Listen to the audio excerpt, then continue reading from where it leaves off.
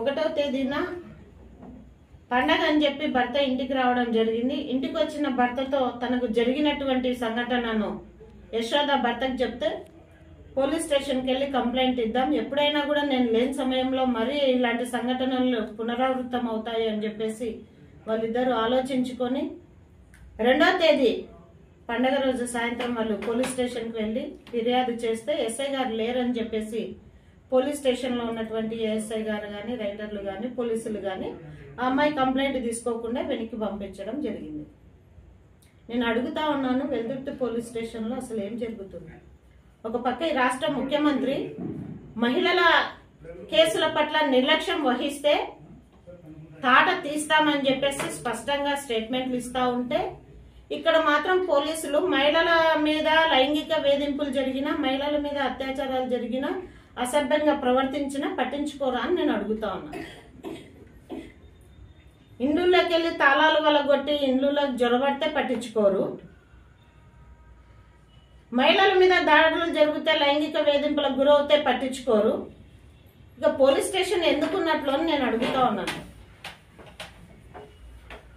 Crime ను control చేయడానికి police station ఉందా, లేకపోతే క్రైమ్ ను పెంచడానికి పోలీస్ స్టేషన్లు ఉన్నాయా, పోలీసులు ఉన్నారా అని నేను అడుగుతా ఉన్నాను. ఈరోజు రాష్ట్ర వ్యాప్తంగా చెప్తా ఉన్నారు, మహిళా హోంమంత్రి ఉంది,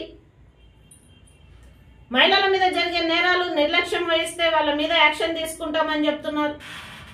స్పెషల్ గా మహిళల పట్ల ఏవైనా కేసులు పట్టించుకోకపోతే మాకు చెప్పండి అని చెప్పేసి యాప్లు పెడుతున్నారు. కనీసము ఈ రాష్ట్ర డీజీపీ స్పందించి ముందు రాష్ట్రంలో ఉన్నటువంటి స్టేషన్ హౌస్ ఆఫీసర్లకు గాని పోలీసులకు గాని ఇన్స్ట్రక్షన్స్ ఇస్తే బాగుంటుంది. మహిళల మీద జరుగుతున్నటువంటి నేరాల పైన సీరియస్ గా స్పందించి ఇమ్మీడియట్ గా కేసులు కట్టండి అని చెప్పేసి, ఒక పక్క ఏదైనా ఫిర్యాదు వస్తే వెంటనే ఆ ఫిర్యాదుని స్వీకరించి ఎఫ్ఐఆర్ నమోదు చేయండి అని చెప్పేసి ఈ రాష్ట్ర అత్యున్నత న్యాయస్థానం సుప్రీంకోర్టు చెప్తా ఉంది. పోలీసులు మాత్రం ఈ పనులు చేయరు. పోలీస్ స్టేషన్లన్నీ కూడా ఈరోజు పంచాయతీలు అయిపోయినాయి. గత ప్రభుత్వంలో ఒక రకంగా ఉంటే ఈ ప్రభుత్వంలో మరో రకంగా.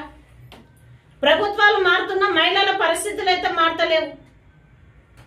ఈరోజు అక్కడ సిఐ గారు ఉన్నారు, సిఐ గారు మళ్ళీ ఏం చేస్తా ఉన్నారు, ఇవన్నీ పరిశీలించరా అని చెప్తా ఉన్నాను. స్టేషన్కి వచ్చే కంప్లైంట్లు పోలీసులు పట్టించుకుంటున్నారా లేదా అనేది సిఐ గారు పరిశీలిస్తున్నారా లేదా? ఒక అమ్మాయి 4 ఆడపిల్లల తల్లి ఈ రోజు ఫలానా వ్యక్తి నన్ను వేధిస్తున్నాడు లైంగికంగా అని చెప్పేసి ఈ రోజు రోడ్డు మీదకి వచ్చి కంప్లైంట్ ఇస్తుంది అంటే అది వాస్తవమా కాదా అనేది తెలియదా పోలీస్ వాళ్ళకి?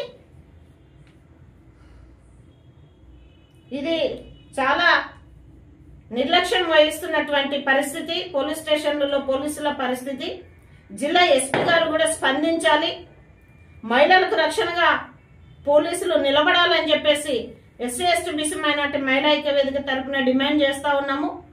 అక్కడ ఉన్నటువంటి స్థానిక ఎమ్మెల్యే గారు కూడా పరిస్థితులను అర్థం చేసుకొని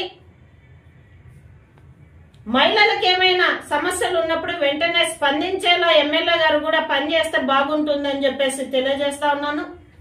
ఎందుకంటే సాక్షాత్తు చెరుకులపాడులో జరిగినటువంటి ఒక మాజీ ఎమ్మెల్యే సొంత గ్రామం అయినటువంటి ఆ గ్రామంలో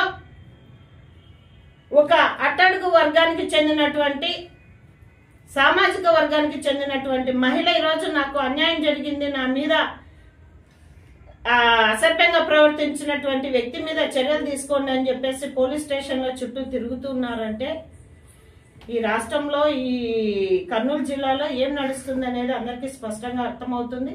కాబట్టి ఇప్పటికైనా కూడా సీరియస్ గా వెల్దుర్తి పోలీస్ స్టేషన్ ఎస్ఐ గారు స్పందించి యశోద ఇచ్చినటువంటి ఫిర్యాదు పైన కేసు నమోదు చేయాలని చెప్పేసి ఎస్సీ ఎస్టీ బీసీ మైనార్టీ మహిళా ఐక్య వేదిక తరపున డిమాండ్ చేస్తున్నాం. లేని పక్షంలో న్యాయస్థానాన్ని ఆశ్రయించి ఎస్ఐ గారి మీద కూడా ప్రైవేట్ కంప్లైంట్ నమోదు చేయించే విధంగా చర్యలు తీసుకుంటామని చెప్పేసి తెలియజేస్తా ఉన్నా. నా పేరు పట్నం Rajeshwari, SC ST BC minority మహిళా ఐక్య వేదిక వ్యవస్థాపక అధ్యక్షురాలు. మాది చెరకలపాడు గ్రామము.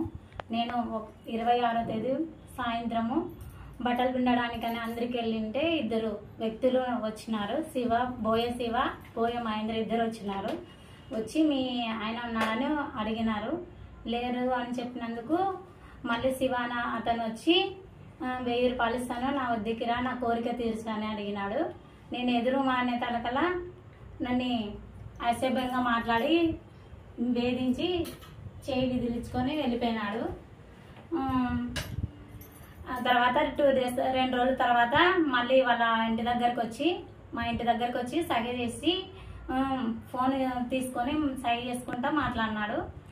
మాట్లాడినాక నేను కోపం తట్టుకోలేక పోయి దండించినాను వాళ్ళందరూ ఒక 6 మంది వచ్చి నువ్వేమన్నా పోయినావా, ఏం కథ, మా ఓడి పిలిచిండేనా పోయినావా అని నా మీదికి వాళ్ళందరూ వచ్చినారు. ఘర్షణ జరిగింది ఆడ.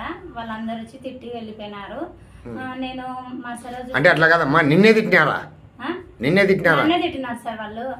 పోయినావా మీరు మా అబ్బాయి దగ్గరికి, ఏమన్నా ఏం కదా, నువ్వు ఎందుకు ఇంత రచ్చ చేస్తున్నావు అని వాళ్ళందరూ వచ్చి నన్నే అరిచినారు సార్. 6 మంది 7 మంది అంటే నిన్ను పట్టుకునేకి రావడమే కాకుండా మళ్ళీ నిన్నే అరచడం.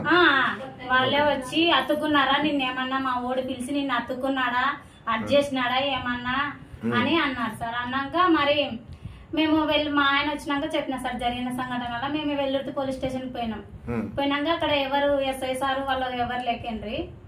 కేసు పెట్టినాం కానీ ఎవరు ఏం చర్యలు తీసుకోనందుకు మేము అక్క దగ్గరకు వచ్చినాం సార్ మహిళ. ఇప్పుడు పోలీసు వాళ్ళు ఏమంటున్నారమ్మా? వెల్దుర్తోళ్ళు ఏం మిమ్మల్ని విచారించడం కానీ ఏం చేయలేదా? ఏం చేసలేదు సార్. ఒక కేసు ఒకటి రాసుకున్నారు, ఇంకంతే. సార్ వస్తాడు ఉండండి, సార్ వస్తాడు ఉండండి అంటనే ఉన్నారు సార్ వాళ్ళు, ఇంకంతే. మేము